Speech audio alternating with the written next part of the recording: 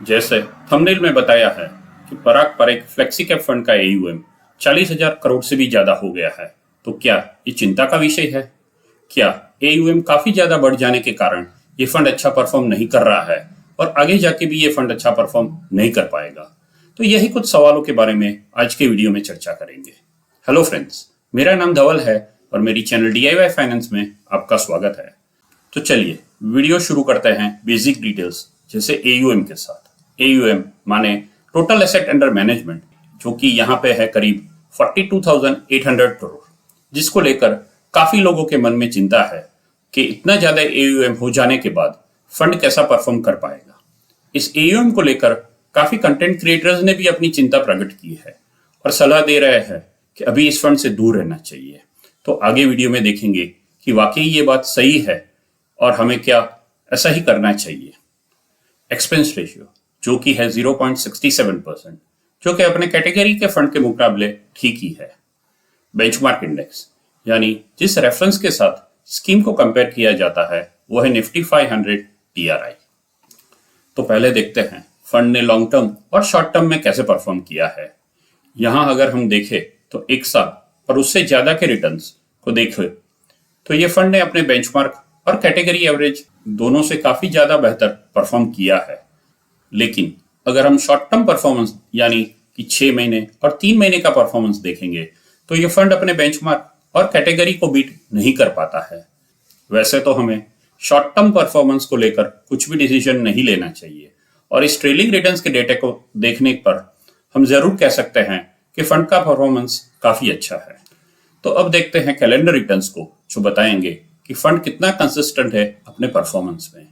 यहाँ पे हमारे पास 2014 से 2022 तक यानी कि 9 साल का डेटा है और इस 9 साल में फंड ने 9 में से 5 साल अपने बेंचमार्क और कैटेगरी को बीट किया है, जो दर्शाता है कि फंड अपने परफॉर्मेंस में काफी कंसिस्टेंट है।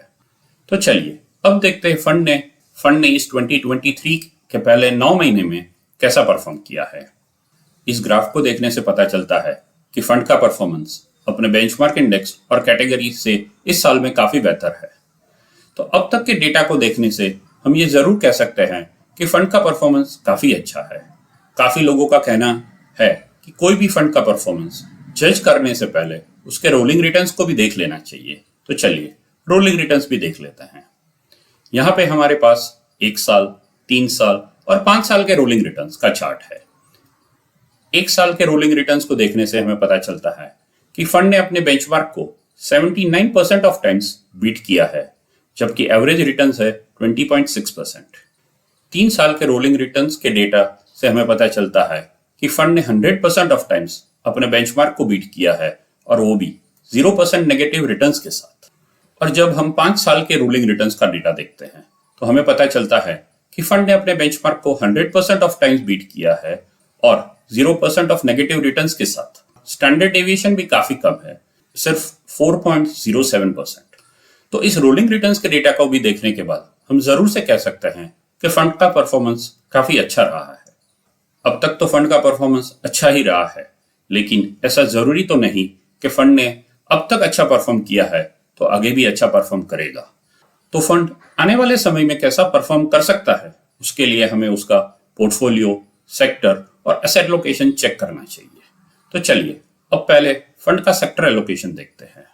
इस ग्राफ को देखने से हमें पता चलता है कि फंड का इन्वेस्टमेंट सबसे ज्यादा फाइनेंशियल सेक्टर में करीब 29% है। उसके बाद सर्विस सेक्टर में करीब 16% है और टेक्नोलॉजी सेक्टर में करीब 12% है। ऐसे देखा जाए तो ये तीनों सेक्टर्स एवरग्रीन सेक्टर्स है और कोई भी इकोनॉमी के ग्रोथ में इन तीनों सेक्टर्स का काफी बड़ा योगदान रहता है। और इंडिया की इकोनॉमी जो कि एक ग्रोइंग इकोनॉमी है, जिसके चलते इस सेक्टर्स का ग्रोथ आने वाले समय में अच्छा रह सकता है। ये मेरा पर्सनल ओपिनियन है और मैं गलत भी हो सकता हूं। आपको क्या लगता है? अपने विचार नीचे कमेंट्स बॉक्स में जरूर से लिखें।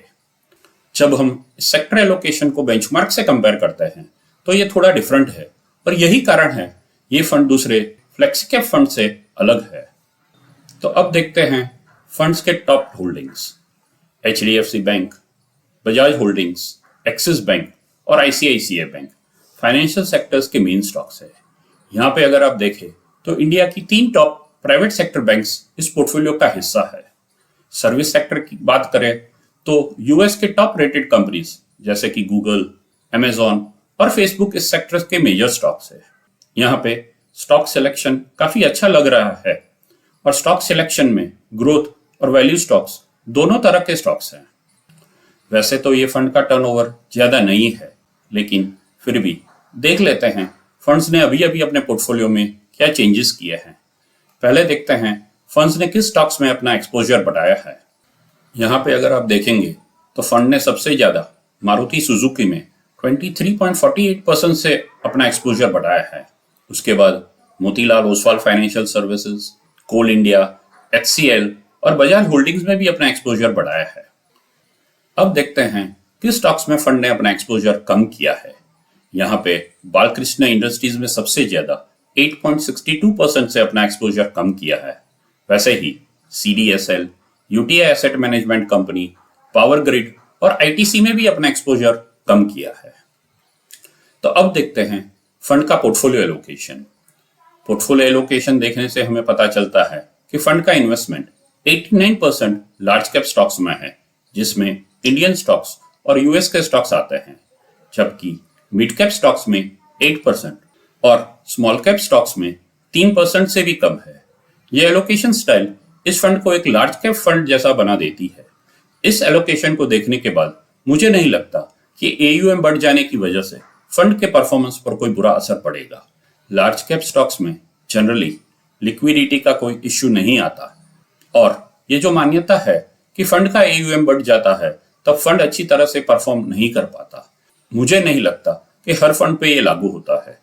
ठीक है, स्मॉल कैप स्टॉक्स में कभी कभी लिक्विडिटी का इश्यू आता है, लेकिन फंड मैनेजर अपने ही तरह से उसे सॉल्व कर लेते हैं। इसके लिए बेस्ट एग्जांपल है Nippon India small cap fund, जो इतने बड़े AUM के साथ भी काफी अच्छा परफॉर्म कर रहा है। तो क्लियरली मुझे नहीं लगता है कि फंड के AUM बढ़ जाने से पराग पर एक फ्लेक्सी कैप फंड आने वाले समय में परफॉर्म नहीं कर पाएगा और इसी वजह से हमें इस फंड से दूर रहना चाहिए। वीडियो थोड़ा लंबा हो गया है, लेकिन मार्केट में पराग पर एक फ्लेक्सी कैप फंड को लेकर उल्टी सीधी बातें लोग फैला रहे हैं, उसके बारे में मुझे लगता है कि सबको सच पता होना चाहिए। तो अब देखते हैं लास्ट 3 महीने में एसेट एलोकेशन में क्या चेंजेस हुआ है।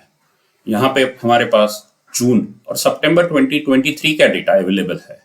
इस ग्राफ को देखने से पता चलता है कि फंड का इंडियन इक्विटी में एक्सपोजर 69.23% से बढ़कर 70.64% हो गया है, जबकि फॉरेन इक्विटी में ये एक्सपोजर 17.59% से घटकर 16.04% हो गया है। इसकी वजह यह है कि RBI के रिस्ट्रिक्शंस के चलते यूएस इक्विटी में फंड अपना कोई भी नया इन्वेस्टमेंट नहीं कर पा रहा है और जो भी नया पैसा आता है वो इंडियन इक्विटी में ही इन्वेस्ट कर रही है। अगर आप डिटेल पोर्टफोलियो एनालिसिस करेंगे तो आपको पता चलेगा कि फंड ने अपना कोई भी यूएस स्टॉक्स बेचे नहीं है लास्ट 3 महीनों में। इस यूएस स्टॉक्स के कम होते एलोकेशन भी कोई वजह नहीं होनी चाहिए इस फंड से दूर होने की, क्योंकि वैसे भी देखेंगे तो ज्यादातर लोग इंडियन मार्केट पे ज्यादा बुलिश है फॉरेन मार्केट के कंपैरिजन में। फिर तो अच्छा ही है कि फॉरेन स्टॉक्स का परसेंटेज एलोकेशन कम हो रहा है।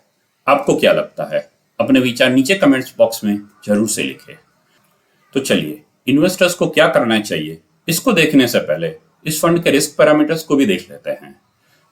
रिस्क पैरामीटर्स को देखने से हमें पता चलता है कि फंड का स्टैंडर्ड डेविएशन, बीटा यानी कि वॉलेटिलिटी, शार्पी रेशियो जो दर्शाता है कि रिस्क एडजस्टेड रिटर्न्स कितना है, और अल्फा जो दर्शाता है फंड ने अपने कैटेगरी के मुकाबले कैसा परफॉर्म किया है। ये चारों पैरामीटर्स अपने बेंचमार्क इंडेक्स और कैटेगरी से बेहतर है। तो इस डेटा को भी देखकर हम कह सकते हैं कि फंड के रिस्क पैरामीटर्स भी काफी अच्छे हैं। तो अब चलिए देखते हैं कि इन्वेस्टर्स को क्या करना चाहिए। यहाँ पे मैं बताना चाहूंगा कि ये मेरा पर्सनल ओपिनियन है और ये कोई बाय या सेल करने का कोई रिकमेंडेशन नहीं है। आप अपना निर्णय खुद ही ले या अपने फाइनेंशियल एडवाइजर की सलाह लेकर कुछ भी निर्णय ले। तो पहले देखते हैं एग्जिस्टिंग इन्वेस्टर्स के लिए। मुझे नहीं लगता कि फंड के पास्ट परफॉर्मेंस और फंड के पोर्टफोलियो, एसेट एलोकेशन और रिस्क पैरामीटर्स को देखते हुए एग्जिस्टिंग इन्वेस्टर्स को चिंता करनी चाहिए। या इस फंड में नया इन्वेस्टमेंट बंद कर देना चाहिए या फंड से एग्जिट कर जाना चाहिए। मेरी नज़र में ये फंड एक अच्छा परफॉर्मिंग और लो वॉलेटिलिटी फंड है जो आने वाले समय में भी अच्छा परफॉर्म कर सकता है। हमने यहाँ पे फंड मैनेजर्स के बारे में कोई चर्चा नहीं की है क्योंकि इसमें कोई बदलाव भी अभी नहीं हुआ है। Second, new investors. मुझे ये लगता है कि हाई AUM और change in allocation of foreign equity जैसी बातें जो मुझे नहीं लगता कि फंड के परफॉर्मेंस पर कोई असर डाल सकती है, उसके बारे में ना सोचते हुए फंड में इन्वेस्ट कर सकते हैं। लेकिन एक बात का ध्यान रखिए कि इन्वेस्टमेंट होराइजन 5 साल और उससे ज्यादा ही हो। मैं यहाँ बताना चाहूंगा कि मेरे पोर्टफोलियो में पराग पर एक फ्लेक्सी कैप फंड है और आने वाले समय में इसमें इन्वेस्टमेंट बढ़ाने का भी विचार कर रहा हूँ। मैं फिर से 6 या 7 महीने के बाद इस फंड का रिव्यू करने की कोशिश करूंगा। तो आप सभी से रिक्वेस्ट है कि मेरी चैनल के साथ जुड़े रहिए। अगर आपको वीडियो पसंद आई है तो वीडियो को लाइक और शेयर जरूर करें और अभी तक आपने मेरी चैनल को सब्सक्राइब नहीं किया है तो सब्सक्राइब भी जरूर करें। आपके लाइक और शेयर करने से हमें काफी मोटिवेशन मिलता है और ये वीडियो ज्यादा लोगों तक पहुंचती है।